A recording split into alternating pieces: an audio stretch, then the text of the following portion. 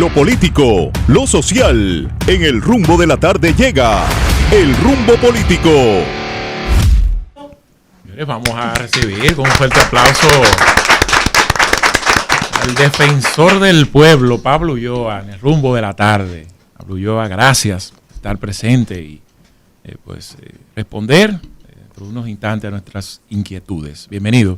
No, primero darle las gracias y desearle que Dios esté con usted y su familia y reiterar el agradecimiento por permitir que nosotros podamos venir aquí como institución justamente a rendir cuentas y a ser responsables, honestos y transparentes en todo el ejercicio profesional. Como servidor público es lo que me corresponde y como ser humano es lo que he hecho en mi vida. Y el hecho de estar con ustedes me llena de mucha alegría porque muchos de ustedes los he seguido, los he acompañado o son copartícipes de mi familia. Bueno, gracias Pablo. Y justo recién presentaste tu informe de gestión número 4. Sí. Número 4 y quisiéramos iniciar dentro pues, de lo planteado la necesidad de eliminar algunas instituciones y de entrada conocer cuáles serían y las razones. Mira, muchas gracias. Ciertamente, y quiero hacer ahí un pequeño preámbulo, y me lo permiten por la confianza. El artículo 116 de la Constitución y la ley 1901 le demandan al defensor del pueblo a enviar un informe al Congreso de la República. Más no como lo hacemos nosotros, que es un discurso de rendición de cuentas al Congreso. Nosotros le pedimos a los presidentes de ambas cámaras y a los legisladores que nos permitan llegar a la sede de la democracia dominicana y de manera humilde, pero de manera honesta, poderles rendir cuenta de todo lo que hemos hecho en un año de gestión. Por eso cada año, el 14 de junio, que fue cuando se juramentó esta gestión, nosotros vamos y le presentamos no solamente este informe, que ustedes lo tienen de manera digital, sino que físicamente le entregamos los ejemplares en cumplimiento de nuestra Constitución y el ordenamiento jurídico, y al mismo tiempo nos presentamos frente a ellos y le hacemos una rendición completa como el órgano que nos elige. Parte de la función del defensor del pueblo es la fiscalización, que es una de las funciones del Congreso, y por eso somos, al igual que Cámara de Cuentas, parte activa de los contrapesos del poder. Ahora, llegando a la pregunta tuya, mira, nosotros tenemos una dispersión desde el punto de vista institucional, y eso se ve con acueductos que son para un municipio, como por ejemplo el de Boca Chica. Entonces, eso rompe la política hídrica de un país, que una de las demandas mayores que nos han hecho en los diálogos por el bien común es justamente la carencia de agua. Pero al mismo tiempo nosotros tenemos instituciones como la Lotería Nacional, que no sale de un escándalo y que sus funciones pueden ser asumidas por Hacienda. O por ejemplo la Comisión de Espectáculos Públicos, que ha quedado desfasada frente a la realidad de lo que es la comunicación política avanzada, que son las redes sociales, y puede ser asumida por otro órgano como por ejemplo el Indotel o demás. Pero al mismo tiempo tenemos instituciones como por ejemplo el CEA, que no tiene ningún tipo de criterio en una sociedad donde las tierras tienen una vocación productiva y el CEA ni siquiera tiene una visión clara de para qué es el uso de la tierra, porque ni siquiera producimos caña a través de empresas públicas como originalmente fue concebido. Eso es para mencionar 4. De igual manera, apoyamos fielmente un nuevo Código Penal para poner elementos que implican nueva institucionalidad, pero al mismo tiempo hacemos un reclamo y una revisión. Y es un tema que el defensor ha venido trabajando, incluso que los diálogos por el bien común es un levantamiento de la calidad de los servicios públicos. Entonces, la reforma del Estado es un tema que la Ley 112, la Estrategia Nacional de Desarrollo, ponía en la mesa. Nosotros hemos dejado a un lado y no puede ser posible que en el 2030 nosotros no tengamos los indicadores que reconocía la Estrategia Nacional de Desarrollo para ser más justo y equitativo. E indiscutiblemente hay indicadores de eso que están moderados o están rezagados, que en este caso he tratado de traerlo a la mesa de la discusión, ya que estamos hablando de muchos diálogos y muchos consensos, pero yo creo que al fin y al cabo los bienes y servicios que plantea el estado de bienestar de nuestra Constitución tienen que ser reafirmados para que tengamos calidad de vida.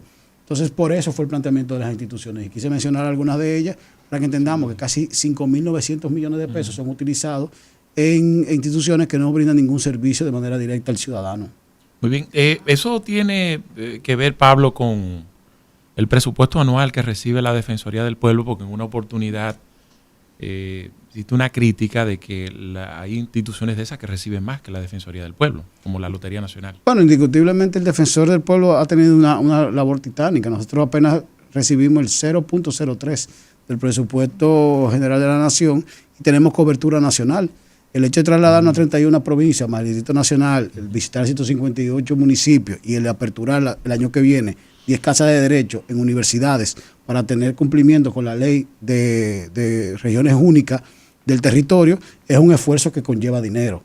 Independientemente de la capacidad económica, que cuando asumí la institución apenas andaba en 165 millones y hoy yo puedo decir a la sociedad dominicana que lo hemos elevado a 425 millones. Incluso el año pasado ejecutamos 435 millones. Tuvimos que tomar de nuestros ahorros para poder ejecutar un plan tan agresivo de expansión territorial que cerraría justamente con esa Casa de los Derechos.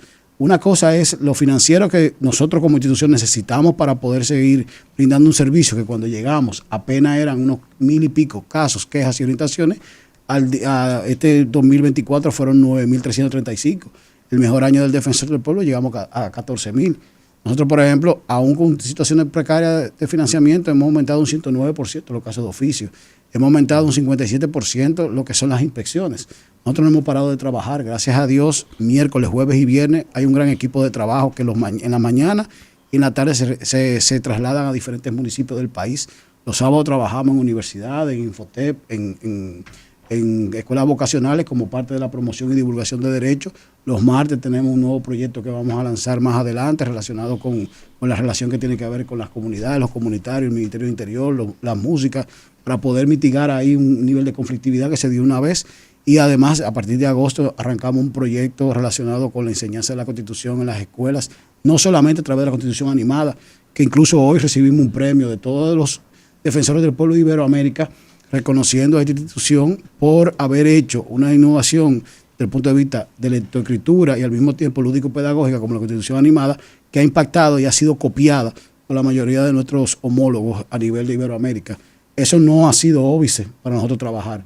Lo económico es económico y seguiremos peleando por un presupuesto que sea más ajustado a nuestros proyectos, pero al mismo tiempo hemos desplegado resultados para que la sociedad valide una institución que en su momento estaba oculta, en su momento ni siquiera aparecía en el mapa de los stakeholders, y hoy el Defensor del Pueblo tiene voz propia y se debe gracias a un gran equipo de hombres y mujeres que me acompañan en esta gestión. Bueno, Pablo, muchísimas felicidades por ese premio y por la labor que vienes realizando, porque definitivamente el Defensor del Pueblo ya es una figura con mayor visibilidad. Gracias. Justamente en la rendición de cuentas hablaba de un programa que se llama La Ruta de los Derechos, que es parte de esos esfuerzos que vienen realizando. Tengo entendido que se ejecutó esta iniciativa en las 31 provincias del país y en el Distrito Nacional. Quisiera saber en qué consistió y cuál ha sido el impacto, especialmente en esas comunidades más vulnerables. Nosotros el impacto lo podemos medir en cantidad de personas que le llegamos, unas 52.000 personas. Es un esfuerzo de una estrategia de expansión territorial. Arrancamos con las provincias, en cada provincia desarrollamos unas 9 o 10 actividades, estilizamiento de la bandera, la caminata con la bandera dominicana por las mejores calles o las calles más centrales, actividades como conferencias, actividades en las escuelas, universidades, diálogo con juventud, con mujeres, todo un despliegue. Ahora, eso fue de septiembre a diciembre. Y si tengo que decir algo con mayor modestia y humildad, pero entendiendo que quiero mandar el mensaje correcto, es que el único empleado del Defensor del Pueblo que hizo todas las provincias es el titular. Ahora estamos recorriendo todos los municipios del país y el único empleado de la institución que está haciendo todos los municipios del país es el titular. En 2026 nosotros vamos a aperturar casas de derecho en 10 universidades, que son 10 provincias, que con eso podemos abarcar toda la geografía nacional. Con eso vamos a honrar el único artículo de la ley del Defensor del Pueblo, de 1901, que queda pendiente para poder decir que esta gestión ha cumplido fielmente el designio o la selección que hizo el Congreso de la República. ¿Para qué serán esas casas del derecho? Justamente. Me imagino que hay mucha gente que quizás no conozca qué puede resolver a través de la Defensoría del Pueblo, para qué son esas casas de derecho, o en qué situación yo me puedo encontrar de vulnerabilidad que ustedes me pueden asistir como ciudadanos. Sí, está enfocado en ese artículo 8 de la Constitución que recoge los derechos y deberes, ¿verdad? Y ahí entra justamente ese artículo 7 que dice del Estado Social y Democrático de Derecho, y el artículo 8 que dice lo que termina siendo la función del Estado, que es la dignidad humana y los derechos fundamentales, y te respondo, es el qué. Justamente nosotros tenemos que saber que existe un catálogo de derechos fundamentales que son 32, que nos corresponde por dignidad y por derecho, no por asistencialismo ni clientelismo. Por lo tanto, yo tengo que reivindicar todo bien y servicio que me corresponde por derecho, por ser dominicano, por tener justamente esta identidad me permito poderme desarrollar con educación, con salud, con vivienda, con transporte. Bueno, eso está consagrado en nuestra Constitución, pero el ciudadano tiene que conocerlo y es parte del que promover y divulgar derechos fundamentales. Pero también tengo deberes, porque hay deberes fundamentales y también el defensor tiene que hacer esa función, porque la conjunción de derechos y deberes que me da la ciudadanía es responsable. Pero al mismo tiempo define el rol del defensor dentro del punto de vista de la arquitectura constitucional al decir que nosotros somos garantes de la buena administración pública. Por lo tanto, ese defensor moderno, con una visión de Estado, con una referencia desde el punto de vista de haber sido presidente de la Federación Iberoamericana de Ombudsman, puede decir que nuestra función esencial en una sociedad como la que estamos es el government compliance, el cumplimiento gubernamental. Y eso es lo que vamos a conjugar en la Casa de los Derechos. Además de promover y divulgar, tendremos el sistema de la Secretaría General alineado a nuestra Secretaría General, la cual en el principio de la gestión lo que hicimos fue crear una reforma organizacional que certificó con normas de calidad ISO lo que es cumplimiento gubernamental, antisoborno y calidad del servicio. Incluso estos indicadores de resultados nosotros los vemos en la rendición de cuentas que yo le entrego, donde el 96.2% de los ciudadanos que llegó al defensor del pueblo, según la norma ISO, se sienten satisfechos. Por lo tanto, un primer bloque fue reforma organizacional, construcción de lo que es la atención al ciudadano o la Secretaría General, en base a 4 procesos: atención, investigación, porque el defensor no habla de oída, notificación a la administración y luego al litigio. Ya con ese bloque fuerte y un programa que desarrollamos junto, un software, junto al Programa de las Naciones Unidas para el Desarrollo, PNUD, que se llama SOL, nosotros tenemos la trazabilidad de todos los expedientes. En un segundo bloque, ahora ya puedo hacer expansión territorial, para en un segundo bloque de los próximos 2 años poder hacer el cierre institucional para quien asuma el defensor del pueblo tenga una institución, no solamente con un edificio que construimos con menos de 165,000 pesos la 27 de febrero entre Caunabo y privada, que ni siquiera teníamos eso, una promesa de servicio digno para el ciudadano, sino que vamos a aperturar las casas, pero vamos a promover y tenemos todo un ciclo formativo que va desde niño, niña, adolescente. Por eso el congreso que hicimos, pero también la Constitución animada, hasta charlas, diplomados, talleres, y luego vamos a tener otro tipo de oferta indiscutiblemente universitaria o como tal, educación formal, para poder lograr que las universidades sean los núcleos de esa generación que tiene que entender que nos corresponde todo por derecho, no por asistencialismo ni por política. Bueno, aquí se han creado comisiones y consejos que tienen que ver con la defensa de los derechos humanos. ¿Hasta qué punto puede haber una línea entre ustedes como institución y esas comisiones y consejos? Y lo otro es aquella persona que necesite una asistencia de ustedes como institución, pero está en un campito en Pedernales allá, cerquita de Haití. ¿Cómo entonces pudieran abordarles de una situación que les estuviese pasando? Mira, el defensor del pueblo en su ley 1901, el artículo 5, dice que tiene que ser un experto en la administración pública y la gestión gubernamental. Creo que esa es una de las características cuando me postulé, en base a la meritocracia, plantearlo. Nosotros tenemos ahora mismo 12 órganos que tienen que ver con derechos en la administración pública. Nosotros, desde el punto de vista de ordenamiento jurídico, terminamos siendo el único que es constitucional, por lo tanto tiene una independencia doble, vamos a decirle así, porque es reforzada. Por lo tanto, toda acción que lleguen a esas comisiones y no sean respondidas de manera correcta, llegan al defensor del pueblo. Nosotros podemos activar acciones defensoriales a los fines de que la administración sí les responda a ese ciudadano. Además, nosotros tenemos una buena relación con la mayoría de ellas, ya que hay muchos temas que son conjuntos. Por ejemplo, Proconsumidor nos acompañó a Estados Unidos para poder hacer el evento de fraude inmobiliario, donde no solamente fue el sector público, fue el sector privado.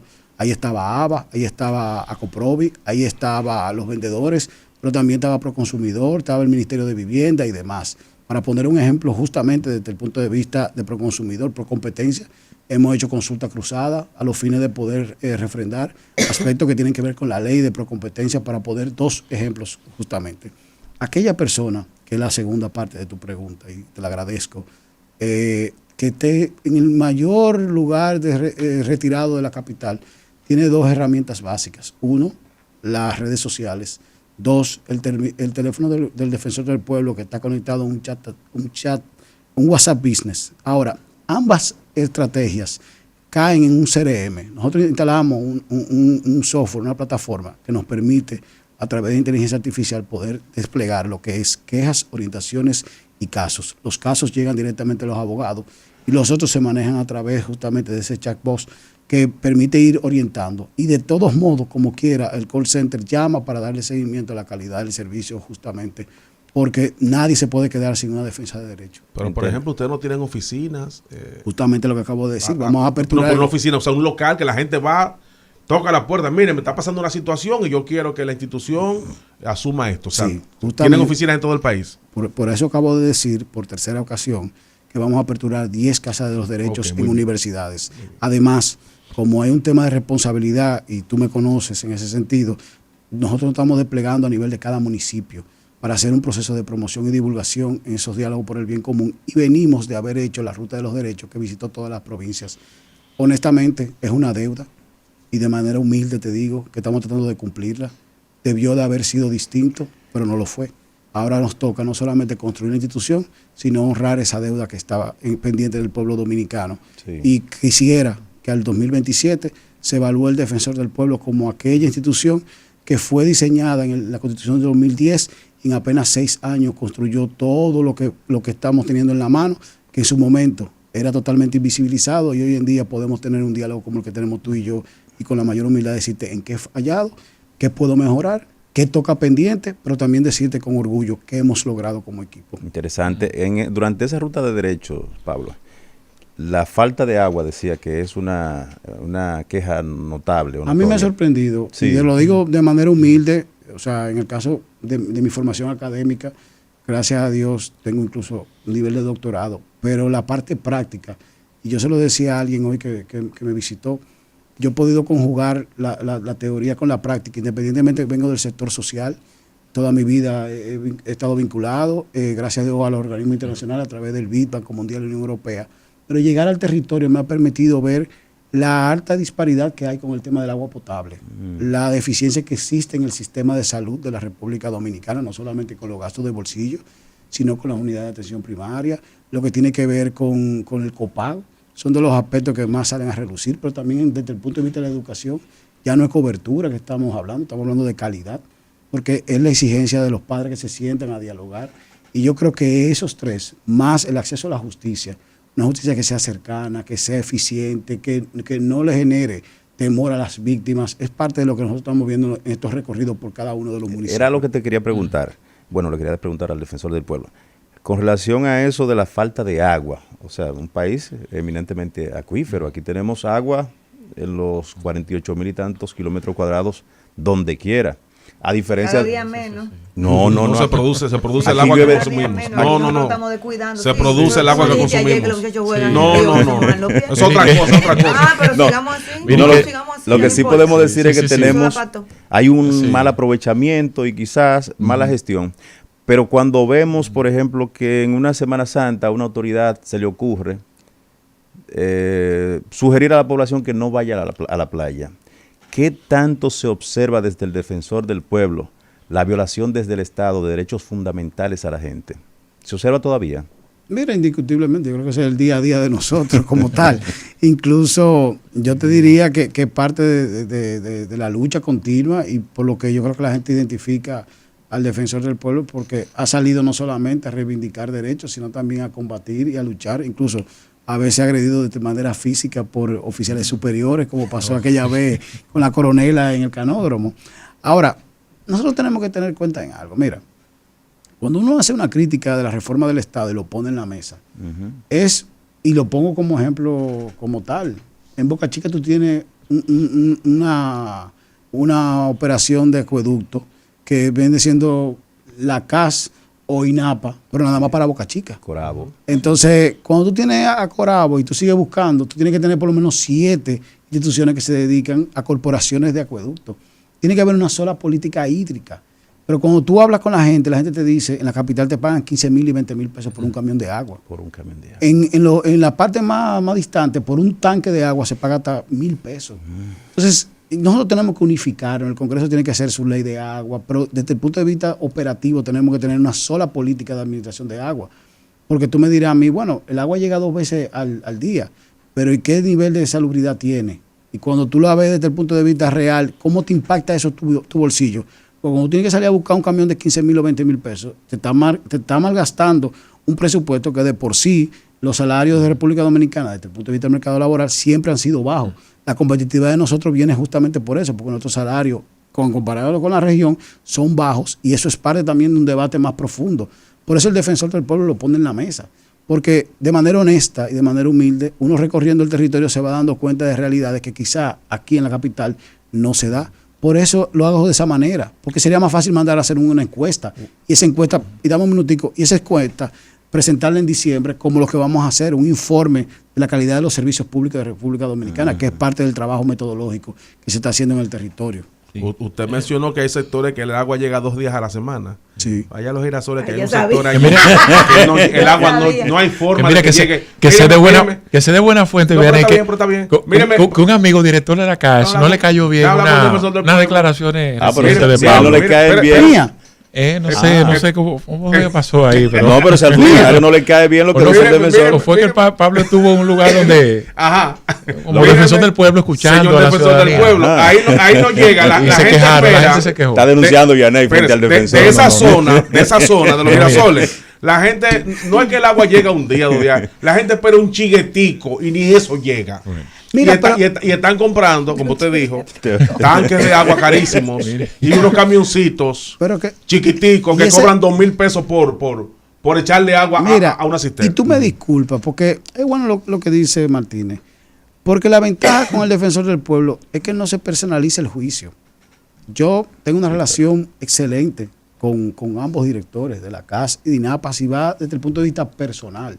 Los respeto, los valoro, como generación creo que han hecho su esfuerzo, pero el problema es estructural. Ellos no van a llegar a cambiar una realidad desde el punto de vista de la política de agua de la República Dominicana, porque se necesita infraestructura para poder conectar algunos acueductos que están hechos y no se han conectado, otros que necesitan presión, otros ampliación. Las aguas negras son parte del debate en muchas de las localidades, y yo creo que esos son de los aspectos de manera profesional y técnicamente hablando que tenemos que poner en la mesa, porque todos queremos vivir mejor en República Dominicana. Mira, Pablo, yo repito mucho como Vianney, los girasoles, yo repito mucho el hecho de que aquí hacemos muchos estudios y muchos informes, y yo lo tratamos como informe forense. Después de que el defensor del pueblo levanta toda esa información de la que tú has hablado, de casos que se resuelven o cosas que tú denotas juntándote con la población y las personas que se acercan, ¿se toman medidas respecto a eso que son Exacto. contundentes? Porque yo siento como que de alguna manera aquí damos 5 pasos para adelante, 4 para atrás y después así. Entonces uno vive en un esquema de ansiedad eterna, como que uno entiende que hay cosas que si ya se resolvieron, vamos a buscar otra, pero a veces viene alguien y por voluntad propia, por un criterio, porque le dio la gana, a echar la cosa para atrás. Mira, nosotros y Vianel, qué bueno que de los girasoles, de ahí Emanuel Cruz y Reynoso, que trabaja Yo conmigo. yo soy de Bellas Agrícolas, pero tengo intereses en los girasoles. Déjenlo hasta ahí. Déjenlo hasta ahí. Te puse dos personas que nacieron y se criaron allá. Manuel Cruz, mi hermano. Aunque tú, y Reynoso trabaja conmigo, y aunque tú llegaste tarde por otros intereses. Sí. Ahora, volviendo a la pregunta, y perdóname quizá la chance en este momento. Mira, nosotros hemos podido definir unas estrategias desde el punto de vista de diferenciación. Y te pongo el siguiente aspecto. El Defensor del Pueblo creó una unidad legislativa con esta gestión que tiene a bien tener todo un radar dentro del Congreso de la República para hacer opinión relacionada con cada proyecto de ley que implica derechos fundamentales. La ley del DNI, que fue derogada, la única institución que fijó una posición firme fue el Defensor del Pueblo, y la matriz con que se trabajó fue el Defensor del Pueblo. El tema de la seguridad social, estuvimos la semana pasada fijando posición, fruto de un Congreso Nacional que hicimos el año pasado, donde tuvieron todos los actores y sectores sentados en 2 días. Estamos hablando de los médicos, estamos hablando de las clínicas privadas, la parte oficial, lo que está en contrario al sistema de seguridad social, todos estuvieron sentados. Pero desde el punto de vista de la reforma del Código Laboral también fijamos posiciones, y eso desde el punto de vista, vamos a decir, macro, porque es legislativo y esa unidad es consona con ese mandato. Pero desde el punto de vista colectivo, tenemos que ver al defensor también como una figura que media. Por eso la resolución de la situación de la Barrick es concomitante a ese esfuerzo de ser diálogo, de ser unión, de ser cohesión, de buscar el bien común. Pero desde el punto de vista individual, tenemos que ver cada uno de los casos que llegan, que es una historia de una persona que se siente desahuciada por el sistema, que la democracia no le sirve, y el defensor le reafirma con esos más de 2,000 y tantos casos que este año pudo ver que sí existe una República Dominicana para todos y para todas. Bueno, 2 en 1. críticas que está recibiendo la recién iniciativa de crear un Ministerio de Justicia por entender de que eso lo que hace es debilitar el Poder Judicial, y con el endurecimiento de estas medidas migratorias, todas las críticas que ha recibido, bueno, casos como el de Dajabón, entre otros, de maltrato, de garantía de derechos a los extranjeros, es decir, como defensor del pueblo, ha recibido denuncias formales y sobre todo también su posición sobre esas denuncias. Mira, en caso del Ministerio de Justicia, quizá la política desde el punto de vista del Ejecutivo termina siendo dividir lo que es la operación del sistema, la administración del sistema de justicia a través justamente del Ministerio Público, que en este caso mantiene una característica de independencia que ha sido parte del discurso que se ha tenido indiscutiblemente la magistrada Jenny Berenice, con la cual me une una amistad y un respeto, incluso estuvo ayer en la rendición de cuentas. Es una figura sumamente interesante desde el punto de vista de su compromiso con un Ministerio Público real en base a carrera y en base a procesos.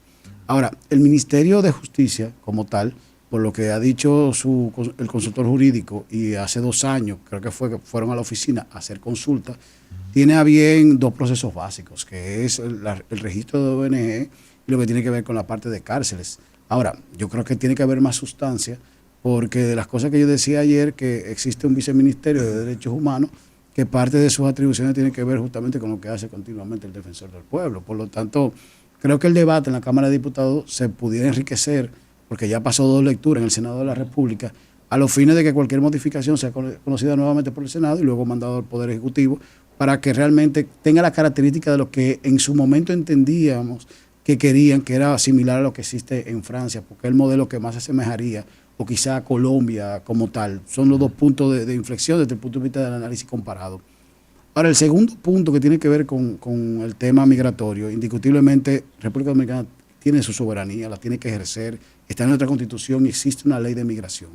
Las políticas públicas del Poder Ejecutivo, en este caso que son 15 relacionados con la parte migratoria, indiscutiblemente son apoyados por el Defensor del Pueblo y siempre va a ser un elemento relacionado a la debida forma, el debido proceso, las garantías propiamente de cualquier ser humano, porque nosotros somos compromisarios y hemos firmado una serie de acuerdos internacionales y pertenecemos a un sistema, y nosotros no podemos permitir que República Dominicana sea atacado, aún siendo el país más solidario con Haití, por alguna debilidad o algún error que cometa un agente particular o algún interés desde el punto de vista pecuniario que pudiera llevar a nosotros recibir ataques innecesarios.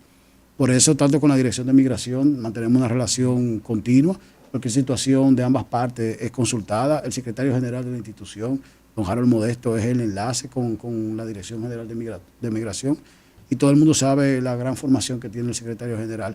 Por lo tanto, lo que nosotros tenemos que unirnos como país, tenemos que tener una visión clara y una posición clara relacionada a que la comunidad internacional tiene que ser corresponsable del tema haitiano, y tenemos que empezar por un registro civil real, porque en Haití, al ser un estado fallido, ni siquiera tiene un registro de las personas, de los seres humanos que viven allá. Por lo tanto, sería imposible nosotros aquí, desde el punto de vista laboral, desde el punto de vista de salud, de educación y demás, que es lo que busca todo migrante que sale de su país por una oportunidad, le pudiéramos brindar. Nosotros tenemos que ser respetuosos de 2 normas esenciales, aparte de la Constitución, que es la Ley General de Migración, pero también el Código Laboral.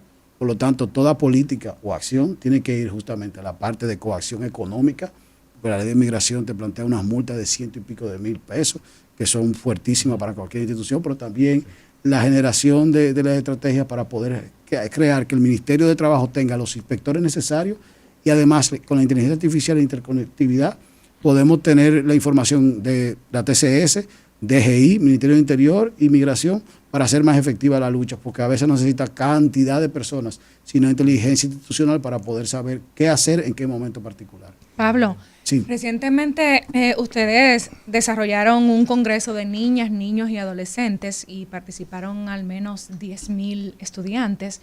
Ellos realizaron algunos dibujos y dentro de esos dibujos se detectaron varios casos de niños que habían sido abusados sexualmente. Quisiera saber si se le ha dado un seguimiento, qué ha pasado con esos casos.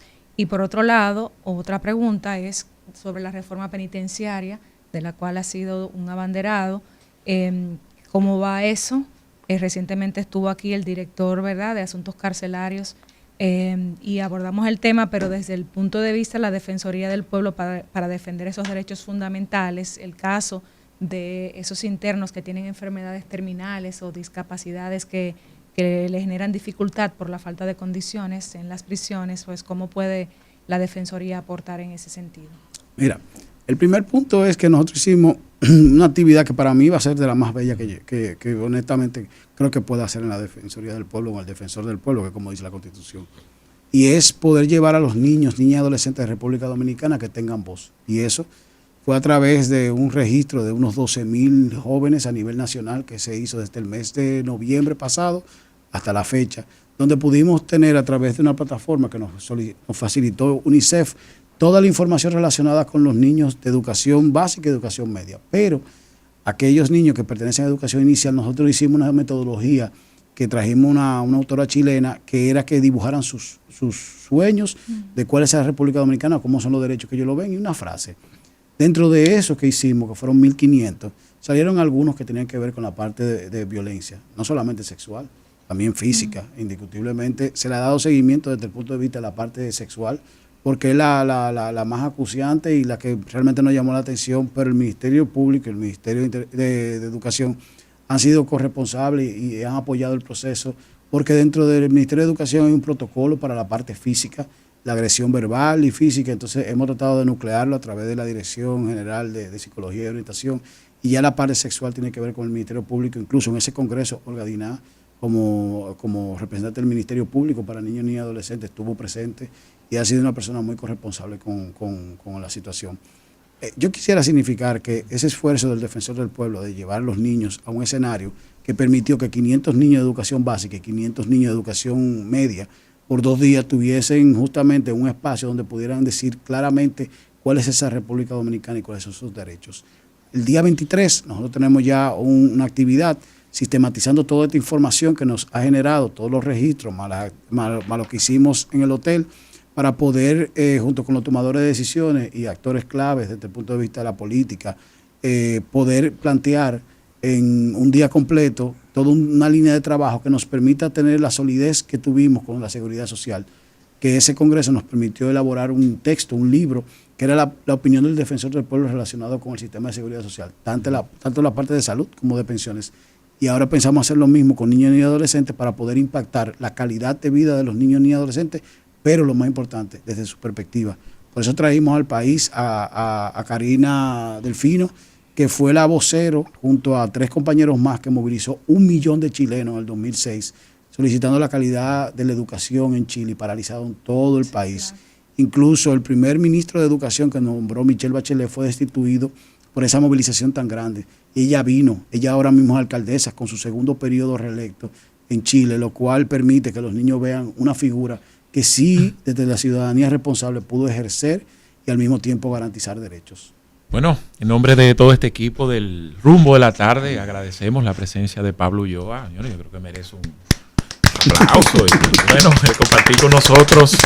Gracias a ustedes. Forma, ¿verdad? Resumen esta rendición de cuentas de su gestión, al cual también aprovechamos para felicitarle. Muchas gracias por estar con nosotros, Pablo. Gracias a ustedes. De manera humilde, como servidor público, les reitero el compromiso de la institución de poder ser garante de la buena administración pública. Gracias por permitirnos este escenario. Indiscutiblemente llegar a su público es muy importante, porque nosotros nos debemos a cada uno de los ciudadanos, y poder venir a rendir cuenta aquí, al Congreso y donde sea, es responsabilidad de cada uno de nosotros.